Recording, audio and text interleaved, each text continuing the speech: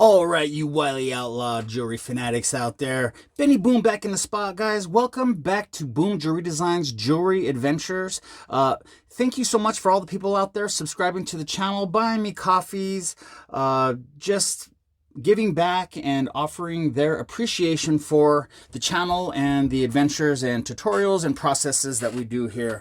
Guys, today we're going to do something a little bit different than we've done in the past. We're going to be working with pure silver, and this is a piece of bullion that I got. I have a couple bars of these that I got at my local pawn shop. Sometimes you can get these for good price. And man, that is so beautiful. You know what I'm saying? This feels good. But this is one that I've been taking chunks out of, and with my bolt cutters. So I'm going to show you guys how I do that, and then we're going to roll this out, and then we're going to make some chain, fine silver chain, like my buddy over at Goldsmith Luke's video channel on YouTube. Guys, go check out Goldsmith Luke. He has awesome chain making tutorials. He just does a lot of process, and he doesn't talk, but he shows. And his channel's a little bit different than mine, but I've learned a lot from him, and I really enjoy watching his. So I want to shout out Goldsmith Luke. His link will be in the description of this video. Guys, before we get started, will you please in the comments let me know where you're from? Shout out your city, your town, your country. If you're from a different country, let us know where you're coming from. So as a community, we know that we're watching this tutorial together, and it creates community, and it gives me a good idea of who is out there watching. And if you guys like the captions, I can do captions if you guys don't speak good English, and I think the captions will be in your language. So I want to know if I need to do that or if I'm doing that. I did it on my last video, and I don't know if it's helping. But we're going to go ahead and get some chunks out of this. I'm going to take you over to my other camera angle with my new tripod that I got. And we're going to cut some chunks of this. Then we're going to roll it out. Fine silver, quite a bit different than sterling silver. I usually use this only for bezels, but today we're going to do a fine silver chain. So let's get started. You know what it is. On two, ready, break. All right, hermanos, homies. Here we are, guys. Bolt cutters I got from the pawn shop. And we're going to take this, and I'm going to show you guys that this is not really easy, guys. I'm going to try to do it up here, but yikes. Usually I put it on the ground and put my body weight on it, but we're going to open this up as big as we can. And we're going to take just like a slice. And it's not super duper easy to do, guys. It has to be squarish, so that I can put it through my rolling mill. You know what squeeze it. You kind of have to work it a little bit slow. So go like that. And then that might be too thick. Open it all the way. Let's make it a little bit thinner, because it needs to. Once I anneal it, I can hammer it with my hammer and get it to the size that I need for it to fit in the mill. So you see that piece right there? That's what we're going to work with. And I'm going back again and just work a little bit the other one side at a time until you.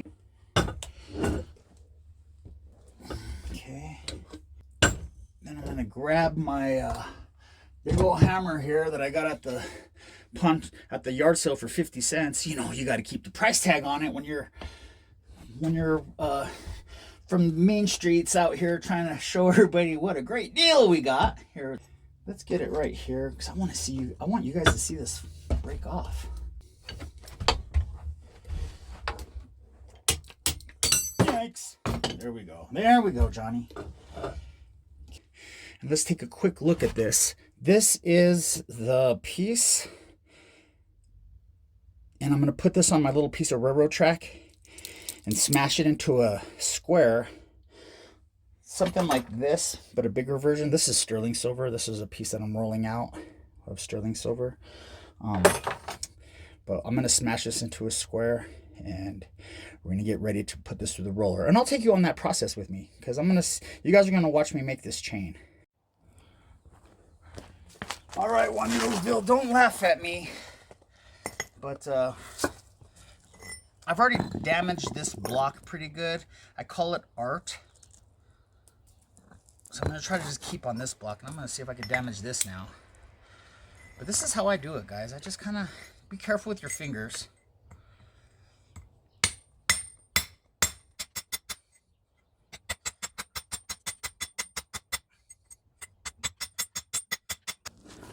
Let's take a look at that. Pretty squarish. I'm gonna anneal this, and then we're gonna continue to kind of get, because I think that might be a little bit still too big for my rolling mill. Annealed. Let's go back to town, friends.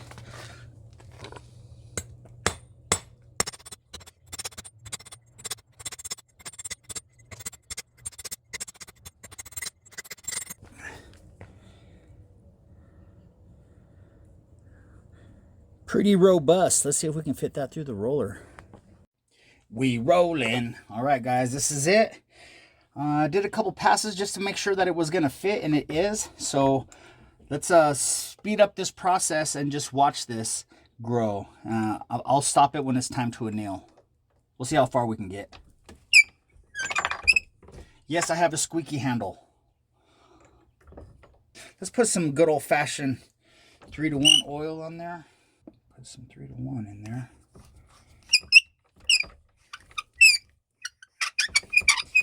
You guys are probably laughing at me. You guys are like, that's not what you're supposed to do. With wood, you're supposed to use blah, blah, blah. Okay, well. Hopefully it's not annoying whenever we go through fast motion. Let's go to town, friends.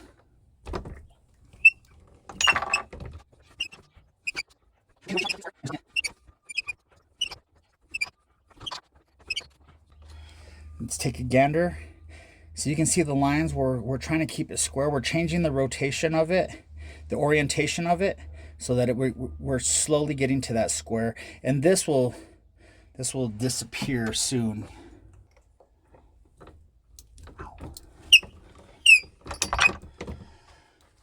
All right, guys, that's the length that I got it so far. I'm going to anneal this, and then I'll bring you guys back. Introverts and cat lovers out there, I'm going to show you guys me annealing this because it's a little bit different than sterling. Sterling actually turns like a color when you're annealing it. It gets kind of like a darker color, but fine silver doesn't do that. It doesn't have that copper in it. So this is one way to do it. I saw on the internet somebody was annealing their stuff in one of these bowls. And then another way to do it you can do is go like this and then trap the heat in there for the annealing process. So I really want you guys to see this, how this silver does not really change much when you're annealing it as far as color wise. And I'm certain that it's because of the copper content in sterling silver that is absent in fine silver. Now it's really hard to know if this is glowing red. Turn that light off, see if that helps. You guys can see if it's going to be glowing. Not really. You can't really tell. Let me move the flame to the side a little bit. Is that glowing red? I think it is. Got a nice heat over that whole thing, so we're going to go ahead and let that be. I feel like we got a good annihilation. Is that a word? Good annealing. And Goldsmith Luke, when he anneals his fine silver, when I see him work, he always quenches it. I was instructed by my mentor Melanie Klein, master silversmith, that when you anneal, let it air cool slowly. And so this is, now this would never be possible to bend this kind of straight again with my fingers if it was sterling silver. But you can see I kind of got it a little bit straighter. So we're going to go ahead and keep rolling this, and I'll bring you back. All right, friends, I rolled it a little bit more, and if you take a quick look at that, a little close look on that, you can see that those lines from the square disappeared, got pushed into the metal. I'm not sure. where they went, if it's still there. I've rolled some sterling that had some lines in it that disappeared, and then they kind of surfaced again when I rolled it. And I'm hoping that annealing will help mitigate that possibility. Is that a big word? You guys probably think I know how to read. Here we go. I'm just gonna keep the flame right here, and we're just gonna run through it. Just get it.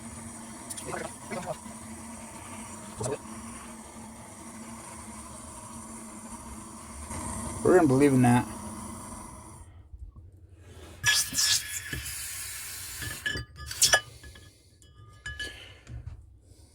Okay. And super malleable now. Like I couldn't bend that before. And look at now, we got a nice flat again. Dry this off very good before you put it back in your rolling wheel, because you don't want your rollers to rust. All right, guys, I just rolled this out. Man, look how long that got. Now we're just gonna roll this around my fingers so I can get a good. That's really. Oh, sorry, guys. It feels like hard, like sterling. And this is what I see Goldsmith Luke do. He rolls it like that. I don't know if this is the smart thing to do, but for some reason I feel like this kind of holds the heat in there just a little better, as long as you don't burn your fingers. Okay. Take it over here. Let it sit in there a little bit. Man, you don't want to touch something hot. I do that all the time. I will run a little bit of 600 grit sandpaper on this, but what Goldsmith does is he just kind of opens it. Just like that. Wow. This fine silver is so soft. It's kind of satisfying to unroll it. I'm going to let this dry off, and then I'm going to put this back in my rolling mill to make half round wire like I did right here. See, that's half round flat at the bottom. All right, guys, we got a lot here. Half round, did roll it through the rolling mill. Rolling it up, got a lot here. We're gonna do a little bit of this. We're just gonna kind of throw some heat on this bad boy. A lot of annealing is good. Okay, I feel pretty good about that. Fine silver is kind of tricky because it doesn't turn black like sterling silver does when it's annealed. You just have to kind of just go for it and guess, I guess. We'll know when we unwind this how good we did. Yikes. Like butter. Like butter. Okay, I think what I'm going to do is I'm going to leave this kind of coiled like this, and I'm going to get ready to roll it around a dowel to do the links. All right, pet lovers, we're going to go with 5mm dowel right here. Let's look dumb for our friends real quick.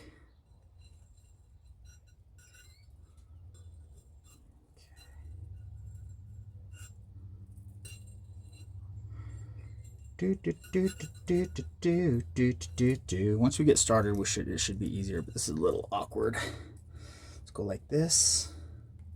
You guys with me?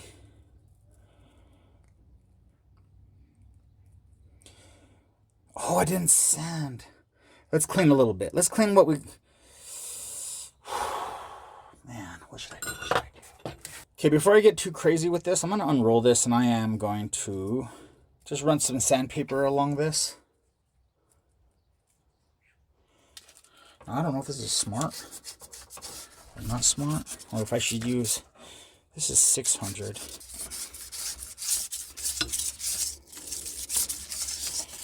Just go the length. We'll work this a little bit, and then I'll bring you guys back, and we'll keep rolling. Quick tip, guys. Every so often, hammer the links with your mallet onto the dowel, because they have a tendency to want a cone. But if you mallet just hit the links onto the dowel, and it'll keep them in good orientation and save you some headache down the road. So yeah, just wanted to share that.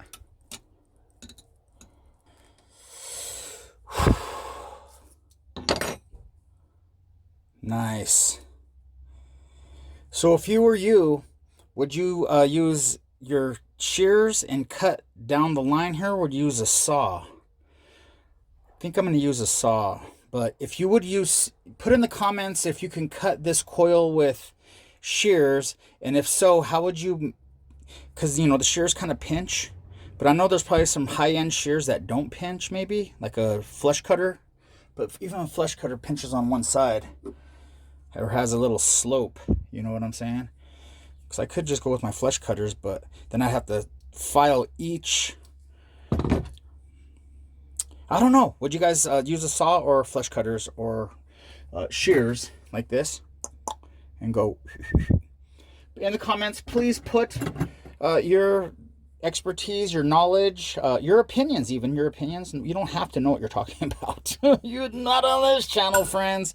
We're going to saw just to make our lives easier down the road, because I have a feeling that I'm going to have a nice cleaner join whenever I start to solder the links together. But how fun is that?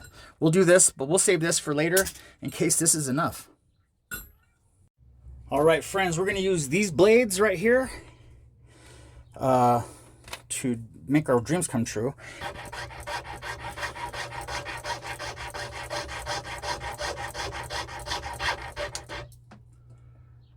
Okay, that just flew on the ground, but I see it.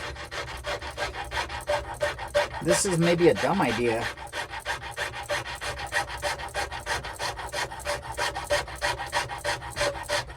Yeah, this is a super dumb idea, because I'm not going to know where these are. They're just going to bounce off this hard. All right, well, I think I'm going to just continue this process. And in the comments, guys, will you let me know if mixing a little bit of fine silver dust with your... because I like to use my dust for texturing and for other... I like to... Will it matter if it has a little bit of fine silver dust in there? And so, but I think I'm just gonna maybe clean out my other one, and I don't know, I'll figure it out. But I'm gonna keep sawing these. You know how I'm gonna do it, and hopefully I don't have a bunch of missing in actions. All right, friends, I mocked this up. I think this is gonna be about 8.5 inches wide. So plus this, we're thinking it's probably about 15 inches we have right here. For a 15-inch chain. So what Goldsmith Luke does after this part right here is he anneals these before bending them and soldering them, and that's what we're gonna do because he has 55,000 subscribers, guys. So yeah, I think you should listen. All right, American Werewolves in London, we're going right here. Ow! Let's anneal. I know. I'm a little extra this morning, friends. Let's go. Don't laugh. Don't encourage me. I'm talking to myself. I encourage myself sometimes. Sometimes you gotta gas yourself up. Cool. Feel pretty good about that. Annihilation station. Let's go. We're going to let that air cool because I'm not going to put that in the water because it'll take me forever to dig them out with the tweezers. Just put it on the metal block and let them chill. I will be successful in this endeavor. I'm going to do like Goldsmith Luke does. He just uses his fingers because it's annealed. And then he uses his little pliers just to give it a little squeeze. Just to get a nice, you know. And we're going to do each... I'm going to put those directly onto the soldering block. And I think, well, let's just do this. I think I can just do it without using the pliers. He uses his pliers. But this is half round, so this is... I guess you just use your pliers when you feel like you need to. The human fingers are so amazing that you could just... AI can't do this. Oh, I think we have job security jewelry designers out there. I think we have job security. I don't think AI doesn't have the human spirit to do what we do. So I think we're always going to be in a job. AI is pretty cool, though. Did I tell you guys that my AI girlfriend is mad at me? She left me, actually. She said I need to I need to get a grip on reality. When your AI girlfriend tells you you need to get a grip on reality, you might need to get a grip, friends. White New Balance with the blue N. Oh, with the scratch stains. Right here, friends. A little bit of the Chad Parker status. I learned this from Chad Parker. Spray it, but it comes like that. And I never knew about the spray flux. Mighty Flux is what I'm using, guys. I'm just going to go ahead and heat this up a little bit, get this kind of toasty. I have all my solder pallions next to my seams. All my seams are facing me. And we're just going to go through this. And I'm going to show you guys how I do it. This is just the way I do it. So I sprayed a little bit of solder, or a little bit of flux on the solder and on the rings as well. So I'm just going to go each one.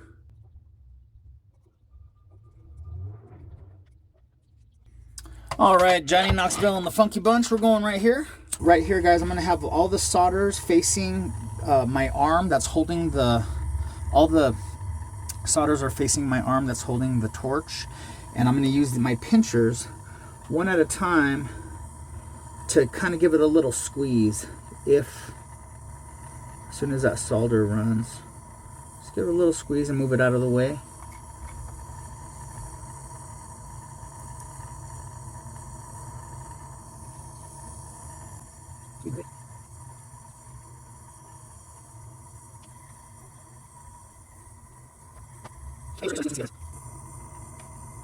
Okay.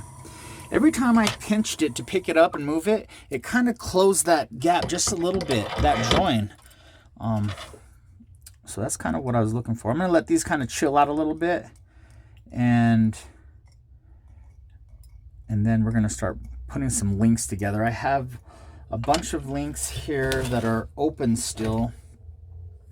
And I'll show you the technique of doing that. All right, each one of these, we're going to spend a little bit of time with some sandpaper and just get these looking as good as we can before we start linking them together. Because once they're linked together, they're not going to have the access to be able to do this little cleanup stuff. So we're trying to think ahead a little bit and just try to save ourselves a little bit of a headache. And I'm always happy when I do that, even though at the time I'm so excited to get going, you know. So that looks a lot better. So we're just going to do all of them. Some of them are kind of looking a little bit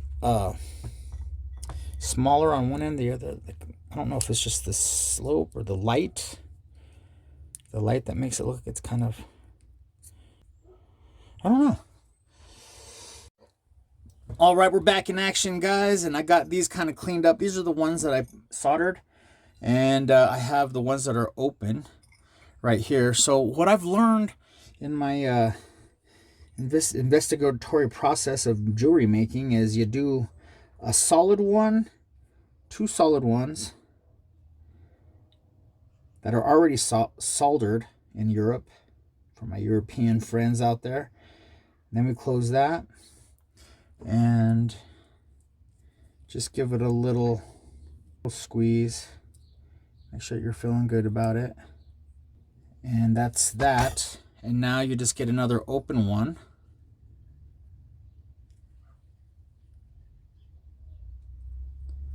Feed it through. And then a closed one. So you have every other one open and closed. And the reason you do that is just so that when it's in chain form. Now, in the comments, let me know if I'm right or wrong. The reason why you do it like this is because once it's in chain form, you only have to solder every other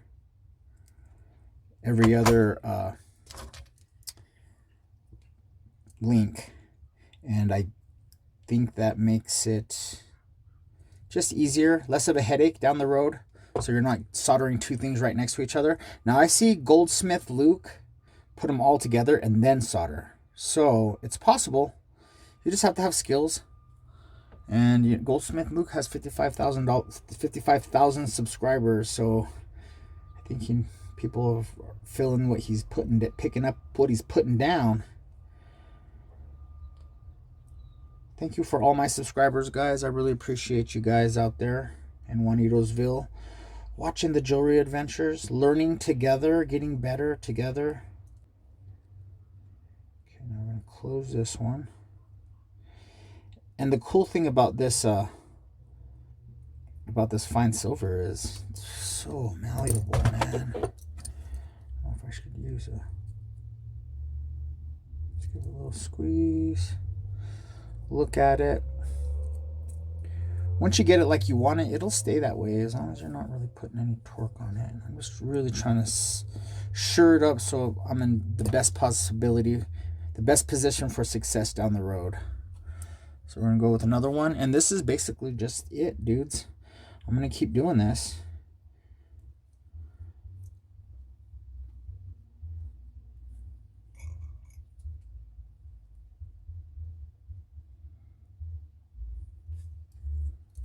I like using the needle nose right here because I can kind of get in there and just get that little...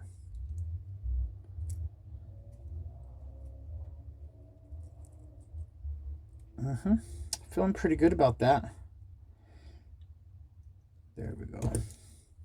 So that is it right there. That so far we have, let's see if we can think about 15 inches. 1, 2, 3, 4, 5. 5 links equals 1 inch. All right, friends, I have this linked up with all the seams of every other one facing me, so that we're going to try to do something I have never really done before. I'm going to flux this. I just have from here to here links facing me, and I'm going to use medium solder like I've seen some other jewelry designers, especially Goldsmith Luke. He goes and touches it, and he does it pretty fast, and it looks like it's pretty efficient. So we're going to give it a shot, and if we screw up, we screw up, but at least we're going to give it a try, okay? Now I wonder if I should probably use a smaller head. This is a number 3 head, the one that I typically use almost for everything. But I'm going to go with number 1 because I don't want the flame to be so big that it loosens the solder on the ring next to it. I want to be able to be a little bit more specific in my area that I'm concentrating the heat. So let's see, I did flux, did the old spray flux. I'm going to hold this right here, and if you guys can pay attention to see, or just focus on where I'm at, I'm going to try this.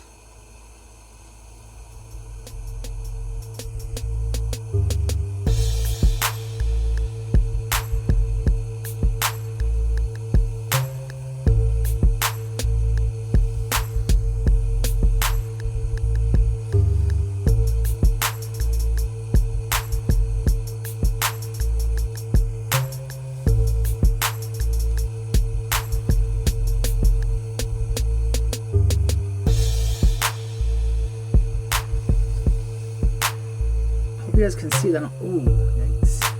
I'm somewhat being successful, guys.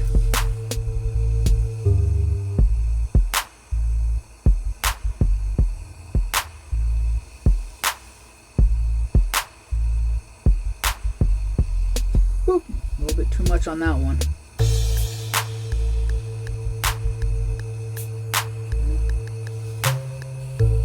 I'm not very good at this yet.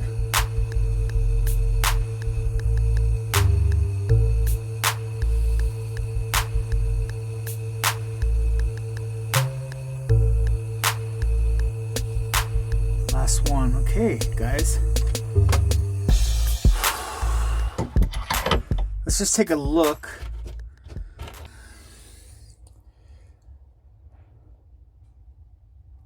You guys can see that. That's what it looks like.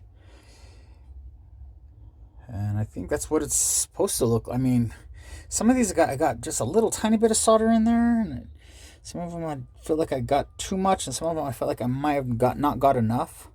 But I'm just going to keep practicing. I'm going to work from where I ended right here. I'm just going to get all of these kind of aimed the same way. What I do is I just go like this. Just go down the line, get the seam facing to the front.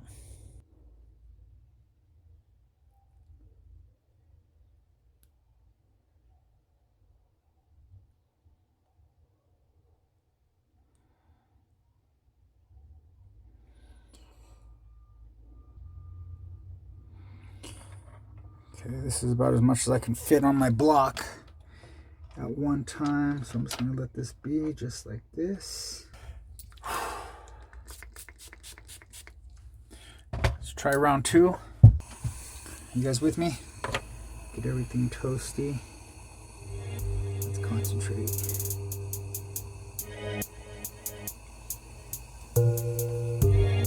Boop. Boop.